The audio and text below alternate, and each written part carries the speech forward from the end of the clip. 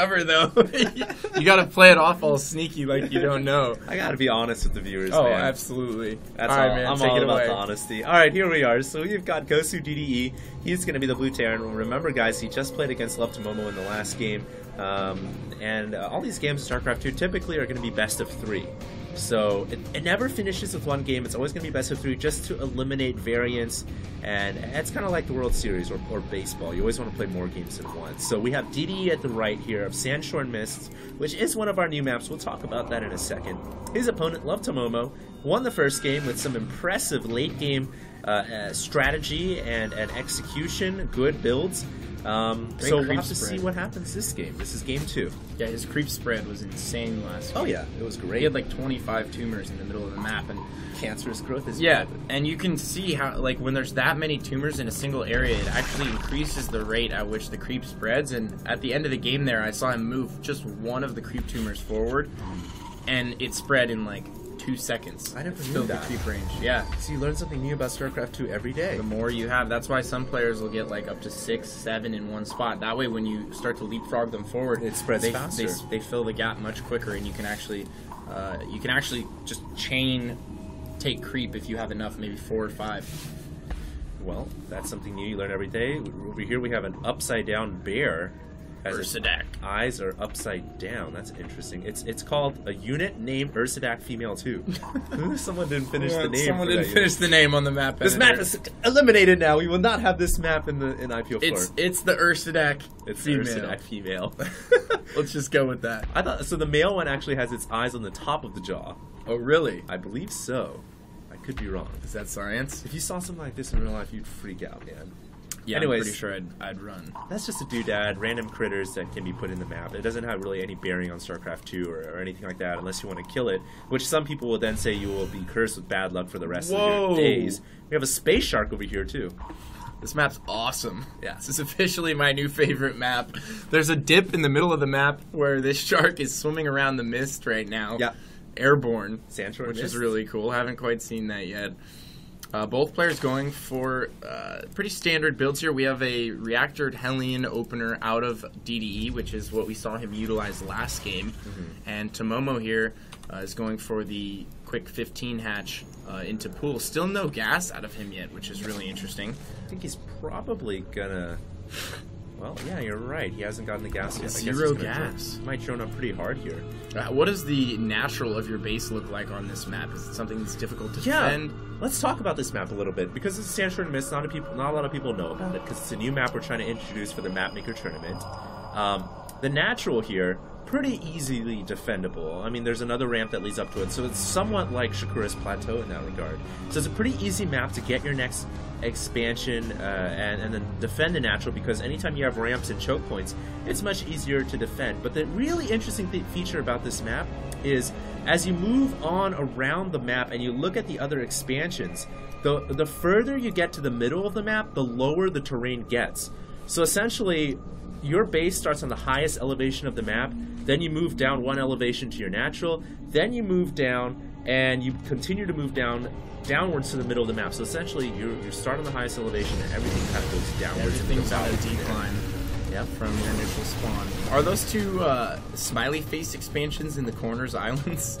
They are islands. And they both have smiley faces on the mini map. That's awesome. That's funny. We got 2 spine crawlers going up right now for Tomomo. Those will be able to hold off these Hellions, and he's also blocking the ramp with the Queen. So great positioning out of him thus far. And yep, those are not going to be able to make their way in. And look at the timing and the positioning here from Tomomo. He's got everything down to the second. It looks like some additional Hellions joining in here, but Tomomo actually brings another Queen and swaps out the Queen that was initially taking all that damage. So great play. He's going to keep that ramp blocked, and he's going to utilize both those Queens, and he's not really going to take any damage here.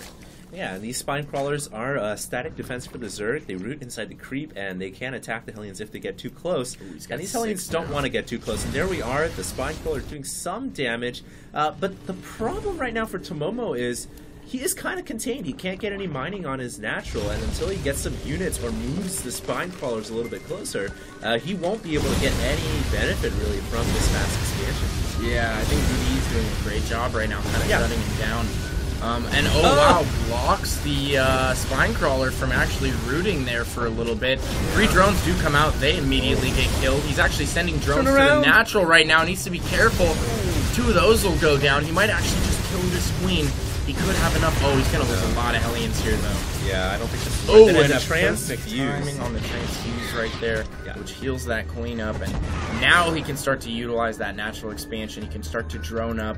You see 9 drones on the way in the production tab right now, so Tomomo feeling safe.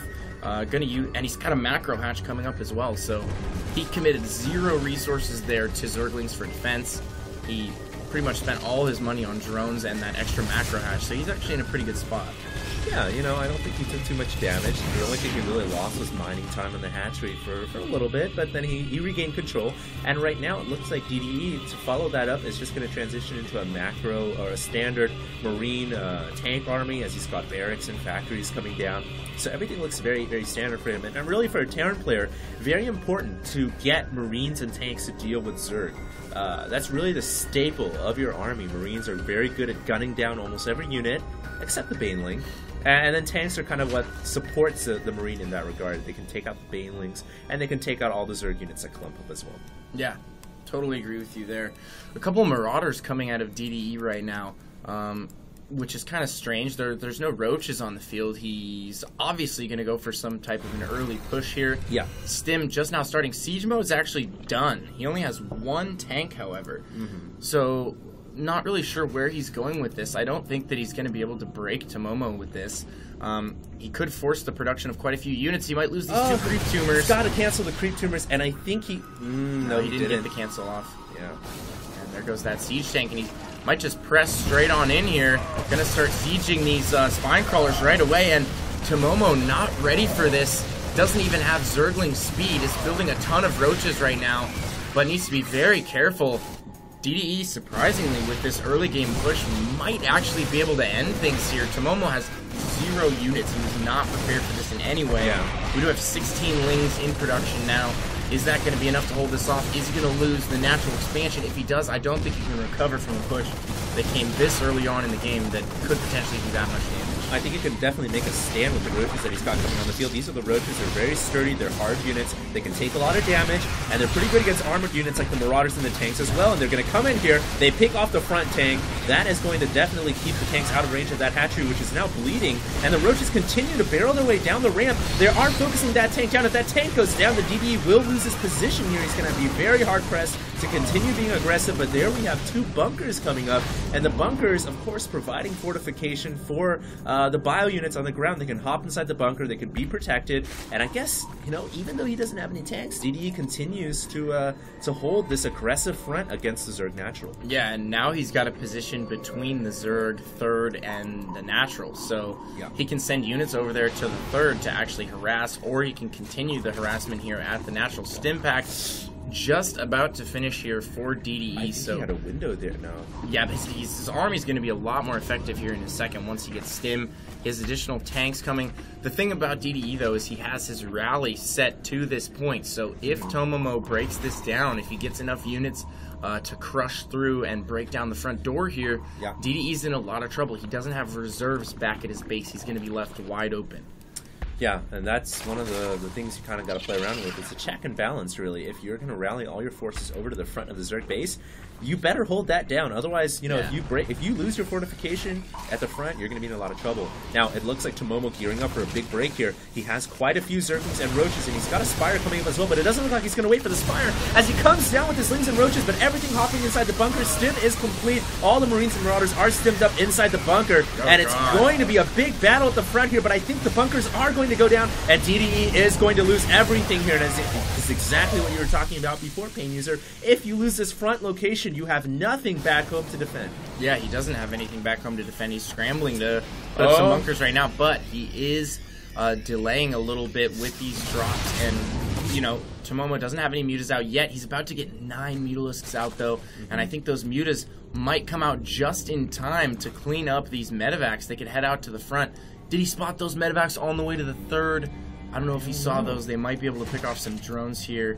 Needs to watch out for that Mutalisk pack, though, which just freshly came out of the hatchery and is most assuredly going to make its way over here to these medevacs and take them out. So here come the mutas. Where are they?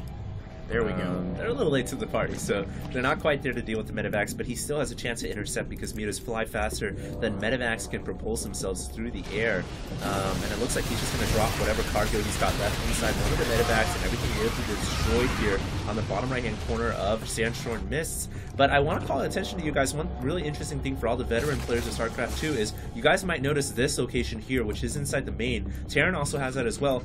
We kind of call that the helipad. The location where medevac drops, Zerg drops, any kind of drops are very, very effective.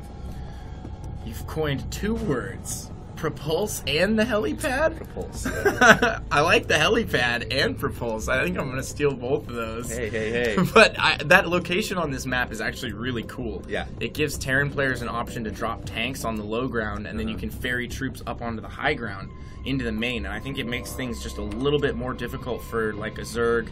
I don't really see it affecting Protoss that much, but I think it... Well, I think they can use War Prisms there pretty effectively. That's true as well, and it gives them kind of a spot in the dark to be up to no good. Blink Stalkers would be really good here too with an Observer. Mm-hmm. I mean, what this forces you to do essentially as a player is make sure you have creep there, observers there, turrets there, and basically makes you more, you gotta be more defensive, you gotta be more aware of your base because there is this kind of, you know, helipad for units to kind of land in and do some damage. Ooh, and Tomomo's building up quite the flock of mutas here. Not sure why he's hiding it. It's not necessarily something that he's going to catch DDE off guard with at this point. DDE knows that they're out. He's making turrets. He has a ton of Marines on the way. He might be, trying to deceive him as to how many Mutalisks he has, but it looks like DDE is 100% prepared for any amount, really. Right. He has a ton of turrets right now. He's getting good upgrades. Vehicle weapons is on the way as well, so I think DDE is going to be ready for this muta pack. He needs to be harassing with the mutas right now. If you're going to invest that much in a pack of Mutalisks, you have to get some worth out of them, and them sitting around is certainly not what they're best suited for. They're a fast unit that's great at harassing, so you want to try and stay as active as you can with them, float around the map, and pick off units for free and really utilize their mobility. Yeah, if you guys are wondering, Mutalisks are a unit that's designed for harassing. They're pretty expensive, but they do a lot of damage to the economy. That's the thing about them. Their attack bounces, and when it bounces amongst units that are clumped up together, such as these SCVs, the workers of the Terran economy, you can essentially devastate the entire economy very quickly. And I'm surprised, you know? You made a great point, Pain User. He's not harassing. Rather, he's composing a very big army in the middle of the map, and this is something that I'm actually a victim of a lot because, you know, I'm a Zerg player, and when you play Zerg at a lower level than like the top masters, a lot of times you're just going to be chilling in the middle of the map with a lot of banelings and mutas, and you're not being aggressive, and I feel like Tomomo may be falling a little bit into that kind of mindset.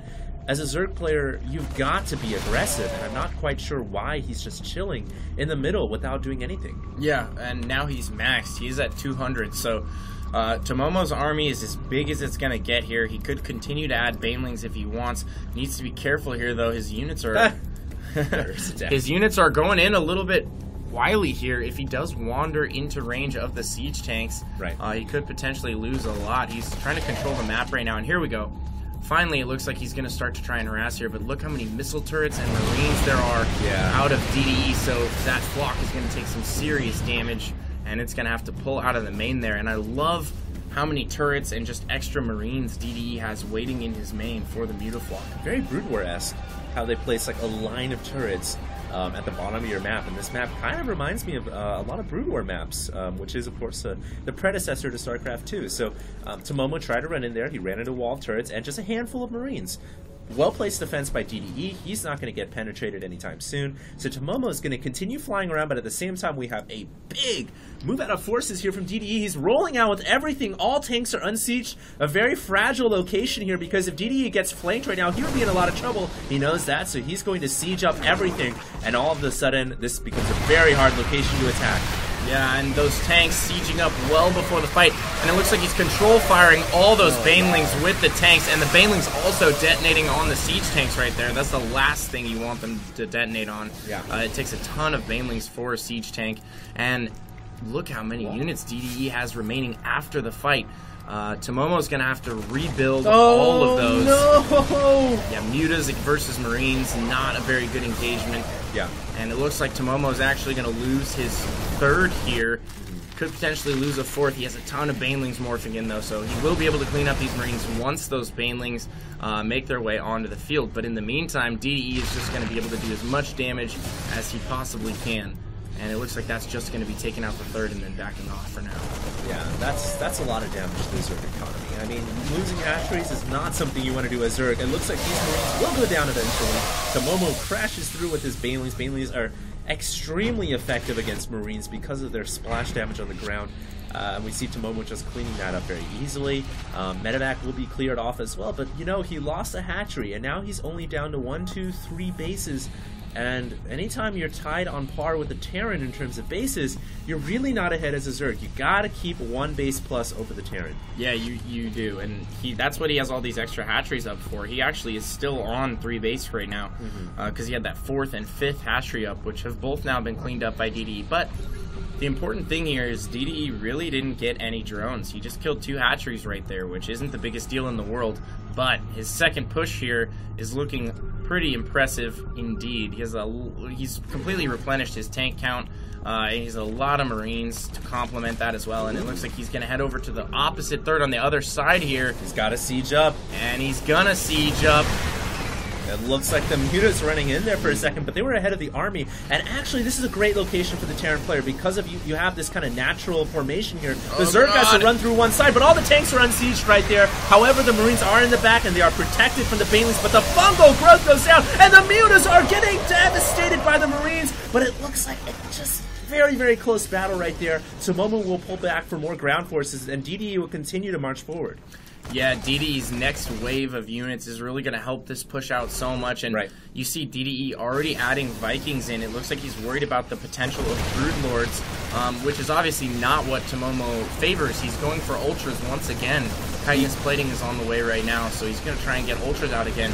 I don't think he's going to have enough time to make that Ultra transition, and he's can't throwing away all of his Mutas. And he can't lose his hatchery. He really can't. Love the split by DDE. He picks off the Ashes. A devastating blow to the Zerg player. As he's running through with Banelings now, really, he's just going to run the Banelings into tanks. He's got to get rid of those tanks. Even if it's cost ineffective, he gets rid of them, but wow, losing another hatchery, and that's just another devastating blow to Tomomo, man. He cannot be losing these hatcheries over and over and over again, and we can see him now trying to expand over all the way to the right side of the map. This is just under the nose of DDE, so really, it looks like he's going to plan to take that location pretty soon, because he can lift the command center and land it there, but I actually really like this map.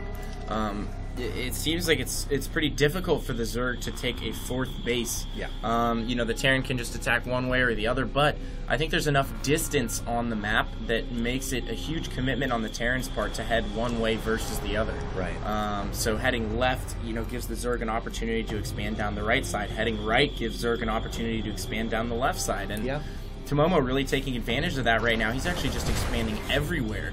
DDE trying to secure his 4th base here. If he's able to get that 4th base up and online, fully operational and mining, I think that Tomomo's going to be in a lot of trouble here. They're roughly they're roughly even on mining units right now, so their economies are roughly similar. If you're in that situation against a Terran, that's really not where you want to be as a Zerg. That's definitely not the best spot for you. You always, like you said earlier, want to be plus a base, have additional mining units, and be able to just throw away armies at the Terran. Yeah, this is not what you want to do, losing another hatchery. So that's, I believe, 3 hatcheries that have gone down today. And, you know, this is just not a very, I don't think it's a very good location for Tomomo to expand to. But when you think about it, if you expand here, then you've got to deal with a high ground ledge over your expansion. Now, it looks like Tomomo going to find these medevacs, and they're going to get intercepted. He will be able to clear that up. An Ultralisk has hit the field as well, the mighty Zerg unit. At the same time that we have DDE attacking the top left-hand corner, he will pick off this hatchery once again, and DDE is just wrecking the Zerg eco time and time again, keeping him on 3 base as he is now on 4 bases. A wild Ultralisk has been spotted. A wild Ultralisk has appeared. Running around on the effective field, and it hasn't really done anything yet, but once he gets a few more of those ultras, they'll be able to crush their way through a tank line and do some serious damage. But he just lost, like you said, he just lost those 2 additional hatcheries to those drops, and DDE doing a great job of keeping Tomomo down to 3 base, really. And he's actually on 4 base right now. So Tomomo is in a lot of trouble right now. He needs a major victory in this game. And after that major victory, he needs to push and take out one of the Terran bases if he wants to have any chance of winning this game. Interesting. It looks like Tomomo went ahead and finally forfeited and sighed and surrendered and decided, fine, I'll grab this expansion. It was almost like he was avoiding it like the Black Plague for so long. Finally gets it, but now he's going to roll in with the Ultras in the front. He has a chance to break this down because this is not a planetary fortress. It's rather an orbital command. All the tanks getting destroyed as well. Tomomo having a great opportunity. He seizes it. He takes out almost everything. The SCVs will escape just barely intact. Now he needs to run, though. This is not a good position for him to be engaging at all. Wow, a lot of Marines actually going down right there. Overstimmed a little bit. Can he take out these Thors as well? One Thor gets picked up. The other Thor almost going down. Wow, those Ultras just doing so much damage. They get another Thor as well. And Marines. Look at these Ultralists just crushing through the SCV line right now, cleaving their way through. No. Unbelievable. 27 kills on that Ultralist. That was insane. Well, one thing I want to call attention, the Marines aren't very upgraded at all. They are at 1, they were. The vehicle weapons. The Marines were at 1-2. They just finished their 3 weapons upgrade. Whereas the Ultras are maxed. They're at 5-3. This is a really good game, actually, thus far. This is insane. This is a crazy game. This map looks to make some very intense macro games, back and forth. Both players have the opportunity of backstabbing different attack paths. And DDE, the one who's actually in trouble now. Like I said, Tomomo needed to win one major engagement and take out a base, and that's exactly what he just did. So now he's in a really good spot. He needed to come up huge right there, and that's exactly what he did. Those 2 Ultralists, man, they paved the way for victory. They destroyed everything, and the GG has come out. DDE just GG'd. Unbelievable.